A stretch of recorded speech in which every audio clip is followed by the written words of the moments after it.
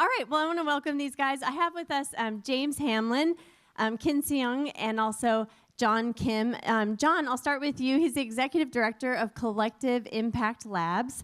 Kin is the City Lead for FaithTech London. And James Hamlin is the founding partner of Here On Up and co-founder of CMO Circle. And we're here just to have a conversation around faith communities and what this looks like in your specific areas. And so, James, I'll just start with you. Give us a little look into your world and the specific community that you have been a part of. Sure, I'm happy to do it. So my name is James Hamlin. I live in a small village outside Sheffield in the UK. We're a homeschool family. We've got 4 kids under the age of 9. And we go to a small Orthodox church in a place called Edlington, just up in the north of England. Bit of background on me because it's part of the story. So I spent the last 25 years in the tech industry, helping to market and grow large American tech brands over here in Europe. And that world started to change dramatically in the post-2020 world. So did my world, because I started to become a Christian in 2020. So lots of things changed. And look, the need for community in terms of, certainly in the world I was used to, started to become incredibly apparent. I came from a world where senior marketing folks didn't know each other. It simply wasn't an ecosystem that existed. So coming up, fast forward to about 2022, I decided to form a community of senior marketing leaders called CMO Circle. That's in a business that I run today. But also I wanted to put my faith at the center of what I do as well. So I wanted to go out and start to meet and work with other Christians in this particular space. In 2022, I didn't know a single one. And so I was pretty raw to it. I didn't really know what to do. And that's right about the time I wanted to work for myself and help businesses scale independently. And that formed into an agency called Here On Up, which I now run today with Stu, who's here, and Duncan and Ryan. So it quickly became apparent that communities were now quicker to build than ever and more essential. But what they then could provide, as it came from a work perspective, was the connections, the networking, the opportunities, the collaborations that are absolutely essential and certainly weren't coming to me like they used to post-2020. So I set up the Call to Work community, and I didn't know anybody, but I just kind of found my first Christian in the workplace. I found him on LinkedIn, and I sort of said, look, this is what I want to do. And then 1 became 2, and then it becomes 200 plus. So yeah. And look, it's incredibly important for us to appreciate that as lots of this tech you've seen today accelerates and goes to a different place, you need to be part of this no matter what your mission may be, right? And the networks that you have and the networks you want to develop and the networks you're nurturing by being at something like here today are incredibly valued. So being able to align yourself to giving something back to a community like that to support you on that journey, we found really, really important, and it's manifested into all sorts of things that we do, from co-founding teams to webinars to content to we did our first paid content this week, and it continues to go on and on and on. So look, see the importance of that, understand that your brand is important at what you do, and understand building a network and nurturing it and growing it is incredibly important as well. And yeah, that's why Call to Work was born. I love that you highlighted that you started with one person. You're like, I'm going to make this happen. And we've talked about how out of the ashes of failures comes success. Can you share maybe just like a success story that's come from this community or something exciting that's happened because of that small beginning? Yeah, it was definitely an apostolic vibe at first, and it still is. And look, I think when you're contacted by so many people, when you put yourself in this community sphere, this whole idea of someone who basically will contact you, I'm not going to name them, especially because 1,000 people are watching, will message you and say, look, I was looking for a job and I found one due to this. Or I was praying for a co-founder and I found one due to this. Or I was looking to upscale or I found one due to this. But also as well, it's just that direction in the fact that, there's hundreds of people here today that you all know certain things, but you also don't know certain things. So the way to connect those people again is really a blessing. And some of the things that people contact you and tell you about, it inspires you on and makes you keep going. So yeah, it's good. I love it. That's so great. And Kin, for you, what does this look like at FaithTech London and what you guys are doing? So FaithTech first is a global community of Christians in tech. And the mission is to see a Jesus revival awakened in and through tech by practicing redemptive technology design. The way that FaithTech expresses itself is a city-to-city chapter. So there's actually some people sitting in the audience today who are or were former FaithTech city leads, including John, right? You were once too. So I lead the London chapter, which actually just launched in September. But London is a really special place, especially, I think, in terms of the tech sector, because in some cities across the world, they don't have the benefit of, first of all, a large Christian population, and to call people within industry to come out. But London, there is just such an appetite that you just have one or two events and just, we always have people asking, waiting lists and just not ever enough capacity. So there is a hunger for community here. And the thing about FaithTech is it's that we don't just want to create a community. We do. A community and relationships are the most important, but it's also about discipling Christians in tech, not just about the what we build, but about how we build it. That in the process of building can be something transformative as well. If we build with the Holy Spirit, if we build not in the pattern of the world of like run fast, break things, but conscientiously with the Lord, how it can change us in the way that we build, and what we learn in the process. So if we build in our Imago Dei, we will build things that will glorify Christ. That's so great. And you talked about gatherings and there being a wait list. I think that's so amazing that there's a hunger for it. What if people attend those gatherings at FaithTech? What does it look like? So we just had a launch here, and actually even prior to FaithTech officially launching, there were several faith and work and tech gatherings even before that, where we'd host them in corporates like Google, Amazon. We just called on Christians in these companies to host and bring us in. And it was actually so incredible because you turn these secular workplaces into like a church, a place of worship. It was really encouraging and amazing. And there would be Christians who didn't even hear about the event that would walk by and hear worship music and come in and be like, what is going on? And it was so amazing to turn these places into a place of worship and to bring and to shine the light of Christ in these secular places. But it's as we've launched FaithTech London, the first gathering was, I think it was about over 60 people. And that's just because we had to change it really last minute because of the TfL strike. But often it's over 100 people seeking community. And what we hope to come out of it is not just gathering and not just a professional network, but we hope to also put our faith in action. So out of it, we'll launch FaithTech Labs, now what we call FaithTech Create. So we'll be gathering groups of designers, programmers, builders together to serve the city in a sacrificial way, coming in small groups to build things, to bless organizations or individuals who have a social mission or action. So we're looking for partners. I love it. And we're going to talk in a second about how people can possibly partner with you. John, I'll turn to you. Tell us a little bit about what you're doing with Collective Impact Labs. So as Kin mentioned, I live in the San Francisco Bay Area. I've led FaithTech there for the past 5, almost 6 years now, and I'm transitioning out of leadership there. Had actually co-founded in 2022 a global community organization called Christians in Web3. So I might speak a bit more deeply around that.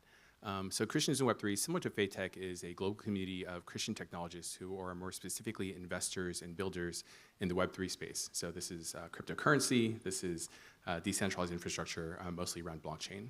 And so it's a space that moves very fast. It's a space that a lot of people are there not necessarily for the right reasons from our perspective in the use of technology and how it might be more oriented towards personal gain versus a model of more democratization of access, of equity, of ownership of the internet and what that can provide in terms of education, of new economic opportunities, and even a connectedness that doesn't exist in a lot of places around the world. And so we come together for prayer. We come together for meaningful relationships, for friendship, for accountability, for discipleship, and for mentorship. All of this so that we can be equipped and activated to be salt and light in these dark and hard places, so that we can really serve in a way that exemplifies the model of redemptive technology, redemptive building, and really bears the image of Christ, so that people can see how technology can be used differently, right? In ways that Stefan had mentioned as well. I'm really excited to hear, just some of the great work that's happening around, right? And so we want to connect more of that. We want people to be able to find one another, to know that they're not alone, and we want to help them to see those opportunities that they get to be not just those image bearers, but also the co-creators with God in these newer paradigms. And so it's something where we have gatherings. We just had our second annual summit in Singapore recently, and just some incredible stories and testimonies of what happens when people come together and find one another in authentic community and meaningful relationship that really empowers them and emboldens them, to live out their faith in their work. It absolutely does, and it's really neat what you're doing. Maybe you could share like a success story. You talked about some testimonies that are coming out of it. Do you have a story you could share with us? Oh, I'd love to tell this one. It's a little long, so I'm going to try to speed through it. So at the summit, we had actually scheduled it to coincide with Token 2049, which is one of the largest crypto conferences that happens in Singapore annually. Hundreds of thousands of people kind of descend. It also coincided with F1, so there was just a massive saturation of people who were there in Singapore. And it was really exciting for us because we knew that there would be a lot of people there. We had 1,200 registrations for that conference because it was an official side event with that Token 2049 conference. And so we were pretty surprised. Last year's conference that we had in Singapore was closer to about 300 people that had signed up, and about 200 plus came out. And so we were preparing, not sure how many of those people would actually sign up. But for those of you who might have attended tech conferences, a lot of these side events, you will just sign up for everything. And then day of, you kind of decide what you're actually going to go to, right? And so, there's a wide variance of trying to figure out, like, is it going to be closer to 200 or 300, or is it going to be 1,000 people, right? And how do you prepare for that? And so there's a lot of logistical planning that went into it. We also had people on our organizing team as a globally distributed, mostly volunteer-run organization. We have to kind of account for multiple different time zones, and we had one person who had just recently got married. We had one person who was planning their wedding. We had people on the team who were, about to launch their crypto projects, and others who were investing. And so just a full slate of very busy people who were also trying to really steward well this opportunity, to bring together and convene a gathering of people from all over the world, many of whom this might be their first encounter with a Christian community in the Web3 space. And even some of those who might be coming from the conference with a curiosity who had no gospel encounter before. And so there was a high degree of anxiety and stress going into the planning. We went into it. Turned out there were closer to 300 people who showed up, right? And as we were going into the conference, I was kind of feeling a lot of just anxiety around how could we have done this better, or what can we be doing to improve the experience for the people who are here. And at a certain point, then I felt like the Holy Spirit was saying, put down your iPad, right? Don't keep taking these notes and kind of like self-doubting or self-thinking about like what we could be doing differently, but be present for those who are here, right? Tomorrow's anxieties are, for tomorrow, but today there are people here who had come to our summit who were not believers, who had come from the conference and had that curiosity. There were people there who were Christians but didn't know that a community like this existed for them, right? And then there are many others who are part of our community that just really felt called to be present for. And so we went through a time of worship and really felt the Holy Spirit descend upon that place. And then we had a moment at the end where all of our board members, so I currently serve in the board of trustees, were praying over the community, and one of our local partners had an altar call. And that was a little bit of a surprise for us because we didn't expect that. And we had people come up and ask to be prayed for. And their requests were so authentic and deep. And it was just a reminder that this is what we are here for as a community, that there are real challenges that they're facing, right? That there are real hardships, that people who are so surrendered, so desiring of pursuing the Lord, and yet they find that there are challenges that they are uncertain of how to navigate. They feel so alone, right? I prayed with this one woman. She was crying. I was crying. I looked up, and across the room, there were people who were just in deep conversation, many who were also in tears with one another. And a friend of mine who had come from Silicon Valley, who has been very deeply embedded in the faith and tech and faith and entrepreneurship networks, shared with us that he had never seen a community that had cared so deeply for one another. And that really is the measure of our success. We found out the next day that there was a person who came to faith through the event. And it was just incredible for us, to be reminded that is the purpose of what we do all this for, right? That we are here to not measure our success by the numbers of people who show up to an event, right? But we measure our success by our surrender and obedience to the Lord and to one another, right? And how do we serve well in mission, be salt and light in those places? But that comes from an authentic community. That means that we need to have deep, meaningful relationship where we're walking with one another, we're surrendered to one another, we know, the challenges that exist in this space, and we can help to teach and to equip and to encourage one another and bring true accountability. And so we found out there's another person actually the next day who had also come to faith, who'd been walking with one of our community members and had been at the event as well, right? So it's just a reminder that we get to do these things and we get to do them together. And so for us, that's what success looks like, that each person, is really equipped to be able to live out fully the full measure of joy, purpose, and fulfillment that God makes available to them in this pretty amazing but also hard work. I love that. And that you spoke to being salt and light in the world, and that's what we're called to do, and that's what you guys are doing through these different faith communities. I'd love to hear just how can people get involved with what you're doing. James, I'll start with you. How can we get into what you're doing? From a participation side, just join the community, be part of it, offer your badges, your time, your mentorship to others, and just give that, and you'll receive multiples back. From an organizational perspective, I think this is a small bootstrap community where, man, I've seen the promised land with this. We are just absolutely scratching the surface of what we can do, because I've kind of seen this in my day job, in air quotes. So being able to penetrate, talk to more Christians in the workplace, help them form these organizations, help them form these voices and be more Christ-like in their walks, does require more people than me. So if you have an interest in that from a work perspective, this is ready to go. So it's I can see it. So it's a real simple path to partnership there. And you have a website, or people contact? Yeah, if you search for me, James Hamlin, you search for Call to Work on Instagram or YouTube or WhatsApp, we're pretty easy to find. So or come and chat to me later. So I'm out here. That's great. And Ken, what about what you're doing? So if you look for faithtech.com, there will be, because I know there's people from all over the world here, so you can find your local community there. Just go to communities, find your city. For London, we are building out our cadence of meetings, so from socials to our gatherings to our labs. So if you're interested in London, we'd love for people to get involved from a volunteer perspective, whether you want a leadership strategic level or just event by event, offer whatever you can.